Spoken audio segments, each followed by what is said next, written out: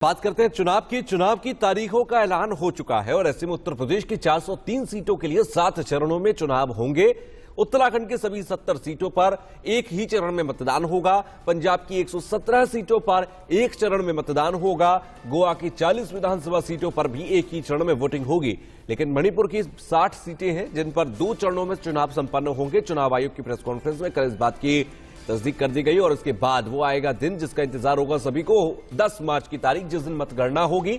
नतीजे सामने होंगे। 5 राज्यों में किसको मिली कुर्सी, कौन रह गया खाली हाथ, ये तय होगा और 10 मार्च को नतीजे आएंगे इन 5 राज्यों के। कुल मिलाकर पंजाब, गोवा और उत्तराखंड एक एक चरण में मतदान 14 फरवरी को।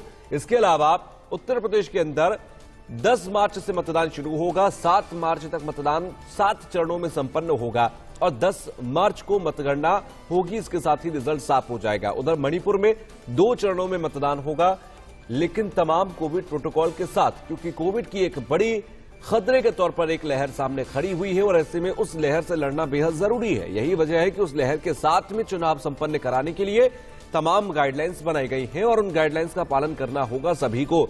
इसमें मतदान केंद्र पर आने वाले मतदाताओं, वहां पर काम करने वाले कर्मचारी हो, तमाम पार्टीज, उम्मीदवार, इन सब के लिए अलग अलग तरह की सख्त पाबंदियों के साथ में गाइडलाइंस बनाई गई हैं। फिलहाल किसी भी तरीके के प्रचार पर, किसी भी तरीके की सभा पर रोक लगाई गई है। डोर टू डोर कैंपेनिंग आप कर सकते हैं, लेकिन उसमें भी महज 5 लोगों को ही अनुमति होगी। तो ये तमाम गाइडलाइंस बनाई गई हैं और इन तमाम गाइडलाइंस के साथ में यहां पूरी इस चुनावी प्रक्रिया को पूरा किया जाएगा। तमाम बैठकें हुई, चुनाव आयोग की तमाम बैठकें हुई और इन बैठकों के अंदर इन तमाम गाइडलाइंस को तय किया गया। तो 5 राज्यों में चुनावी बिगुल बज चुका है। चुनावी तारीखों के ऐलान के बाद से ही आचार संहिता लागू हो चुकी है। जनसंख्या के हिसाब से सबसे बड़े प्रदेश में इस बार इलेक्शन 7 चरणों में होगा। सबसे पहले यूपी में ही वोटिंग होगी, यहीं से शुरुआत होगी। इसके बाद जो आखिरी मतदान होगा वो भी उत्तर प्रदेश में होगा, 7वें चरण का मतदान, जो कि 7 मार्च को होगा। उत्तर प्रदेश का जो चुनावी रण होगा वो हम आपको बता देते हैं। वोटिंग होगी 10 फरवरी से शुरू, नतीजे आएंगे 10 मार्च को। उत्तर प्रदेश के अंदर 403 विधानसभा सीटें हैं। ऐसे में उत्तर प्रदेश का जो चुनावी रण है वो शुरू हो जाएगा और उसके बाद जो दूसरा चरण होगा वो 14 फरवरी को होगा, यानी कि 14 फरवरी को वोटिंग होगी, 10 मार्च को नतीजे इसके आएंगे। उत्तर प्रदेश के चुनावी रण का जो तीसरा चरण होगा उसकी वोटिंग 20 फरवरी को होगी और नतीजे उसके भी आएंगे 10 मार्च को। चुनावी रण की अगर बात कर रहे हैं तो चौथा चरण जो होगा वो 23 फरवरी और चुनावी इस रण की यानी कि चौथे चरण का जो रिजल्ट आएगा वो 10 मार्च को ही आएगा। यानी कि तमाम चरणों का जो मतगणना होगी वो 10 मार्च को होगी। 5वें चरण का मतदान होगा 27 फरवरी को। इसके बाद 6ठे चरण का जो मतदान होगा उत्तर प्रदेश में वो होगा 3 मार्च और फिर आखिरी चरण जो है वो 7वां चरण, वो 7 मार्च को उसकी वोटिंग होगी और उसके बाद 10 मार्च को आएगा वो दिन जिस दिन यहां पर मतगणना होगी, रिजल्ट सामने होंगे, सभी के सामने वो रिजल्ट आ जाएंगे। तो ये पूरा उत्तर प्रदेश के रण सजेगा। उत्तर प्रदेश का जो पूरा रण है वो इस तरह 7 चरणों में चलेगा और 7 चरणों के बाद वहां पर मतगणना तक पहुंचेगा। तो ये पूरी तस्वीर है उत्तर प्रदेश के चुनावों के 7 चरणों की, कैसे कैसे चुनाव होंगे। 5 राज्यों में चुनावी बिगुल बजा है। चुनाव तारीखों के ऐलान के बाद से ही आचार संहिता लागू हो चुकी है। जनसंख्या के हिसाब से सबसे बड़ा प्रदेश है उत्तर प्रदेश और इस बार यहां पर 7 चरणों में चुनाव हो रहा है। सबसे पहले यूपी में ही वोटिंग शुरू हो रही है, इसके बाद वहां पर तमाम दूसरे राज्यों में भी चुनाव होंगे। 10 फरवरी को उत्तर प्रदेश में चुनाव शुरू हो जाएंगे और इसी के साथ इन चुनावों की तारीखें जो है वो 10 फरवरी 20 फरवरी, फिर 23 फरवरी, फिर 27 फरवरी और फिर 7 मार्च, वो आखिरी दिन होगा जिस दिन चुनाव होगा उत्तर प्रदेश में।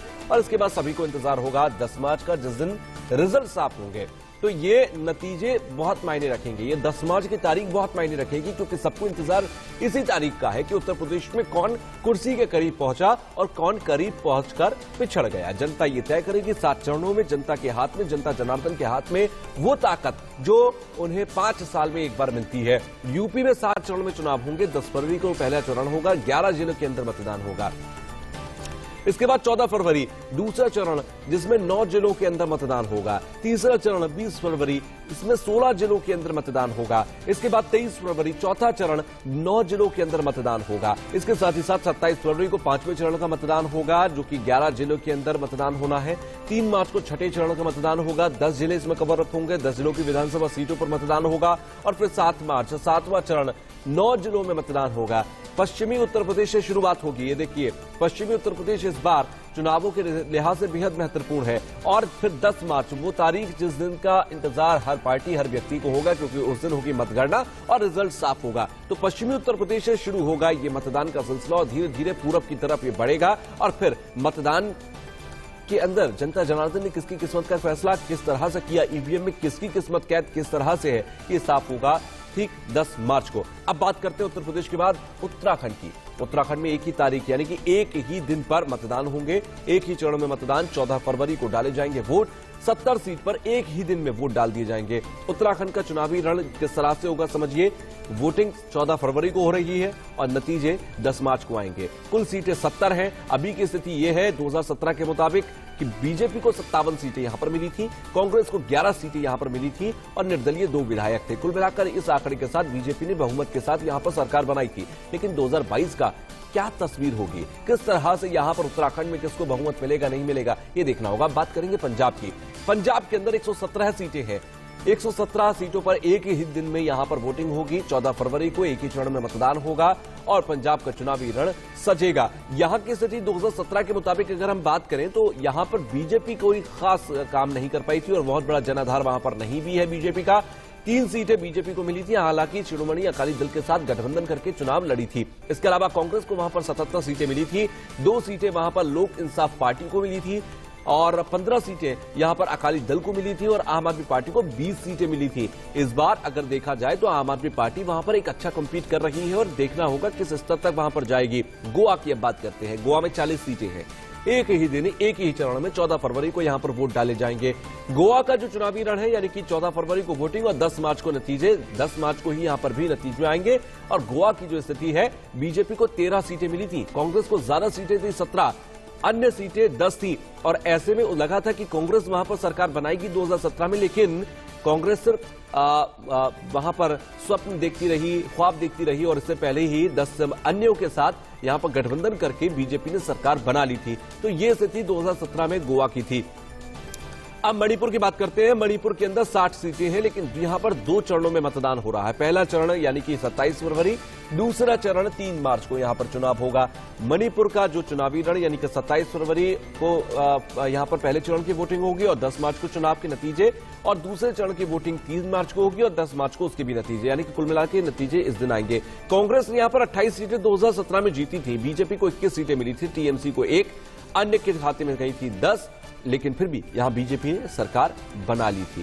तो ये है पूरा गणित 5 राज्यों के चुनावों का। अब बात उत्तर प्रदेश की। यूपी की अगर बात करें, 403 विधानसभा सीटें हैं, 7 चरणों में मतदान हो रहा है। पहले चरण का मतदान 10 फरवरी को, दूसरे चरण का मतदान 14 फरवरी को, फिर 20 फरवरी को तीसरा चरण, चौथा चरण होगा 23 फरवरी को, 5वें चरण का मतदान 27 फरवरी को, छठे चरण का मतदान 3 मार्च को, 7वें चरण का मतदान 7 मार्च को और उसके बाद मतगणना 10 मार्च को होगी। यहां की अगर हम 2017 के रिजल्ट की बात करें, 312 सीटें बीजेपी लेके आई थी, गठबंधन में काम किया था इसलिए 325 सीटें गठबंधन को मिल गई थी, 7 सीटें कांग्रेस को मिली थी, बहुत बड़ा जनाधार नहीं था, 49 सीटें महज मिली थी यहां पर समाजवादी पार्टी को। तो ये 2017 की स्थिति थी, जिस तरह से यहां पर बीजेपी और तमाम दूसरी पार्टियों ने उत्तर प्रदेश में यहां अपना प्रदर्शन 2017 में किया था। लेकिन 2022 का नतीजा क्या होगा, ये देखना होगा।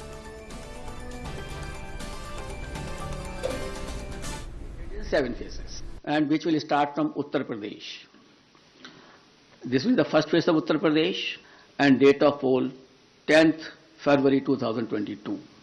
This is the first phase. So up to 15th of January, because the situation is dynamic, it is not static. No road show, no padyatra, no cycle, bike or vehicle rally, and any procession. Similarly, no physical rally of political parties or probable candidates or any other group related to election shall be allowed till 15th January. So up to 15th of January, there is absolutely a moratorium of physical rally and physical road shows. Between 8 p.m. and 8 a.m., no rallies and public meetings. similarly like a campaign curfew that on any campaign day. That will continue. No nukkad sabhas will be allowed on public roads, roundabouts or public streets or corners. And date of poll is 7th March. So on 7th March, all polling will be over and the date of counting is 10th March 2022, that is Thursday. चुनाव आयोग के ऐलान के बाद राज्यों के CM ने कहा है कि कोरोना प्रोटोकॉल के तहत ही चुनाव कराए जाएंगे। 14 फरवरी को वोटें डाली जाएंगी और 10 मार्च को रिजल्ट आएगा। मैं सरकार में मुख्यमंत्री के तौर पे और पार्टी की तरफ से इसका स्वागत करता हूं। महामारी भी है, कोरोना भी है, तो कोरोना को लेकर हमने पहले ही 15 तारीख तक सभी प्रकार के जो राजनीतिक आयोजन है, धार्मिक आयोजन है, सामाजिक आयोजन है, उन सभी को रैलियों पर, सम्मेलनों पर सभी पर पाबंदी लगाई है। अब चूंकि चुनाव आचार संहिता लागू हो गई है और चुनाव आचार संहिता में चूंकि चुनाव आदेश के जो भी निर्देश होंगे, उन निर्देशों के क्रम में हम लोग काम करेंगे। हम लोग पूरी तरह से तैयार हैं। भारत निर्वाचन आयोग ने देश के सबसे बड़े राज्य उत्तर प्रदेश समेत 5 राज्यों में विधानसभा चुनावों की घोषणा की है। उत्तर प्रदेश पिछले 5 वर्षों के दौरान प्रधानमंत्री मोदी जी के मार्गदर्शन में, उनके प्रेरणा से बदलाव और विकास की एक नई राह पर चला है। लोकतंत्र का यह महापर्व का हम हृदय से स्वागत करते हैं। It is good. I do welcome the announcement, and our state will pass in 2 phases. One is on 27 February and the second phase will be on 3rd. 14th of February को इलेक्शन गोवा स्टेट का second phase में जो election है उसमें date मिली है 14th of February। मैं election commission of India का स्वागत करता हूं कि जिस तरह से कोविड का प्रोटोकॉल संभालते हुए उन्होंने इलेक्शन डिक्लेयर किया है, पूरा मैं गोवा की जनता की तरफ से, गोवा के सरकार की तरफ से मैं स्वागत करता हूं और निश्चित रूप से ये कहता हूं कि गोवा में फिर से एक बार भारतीय जनता पार्टी की सरकार पूरे बहुमत के साथ जीत के आएगी।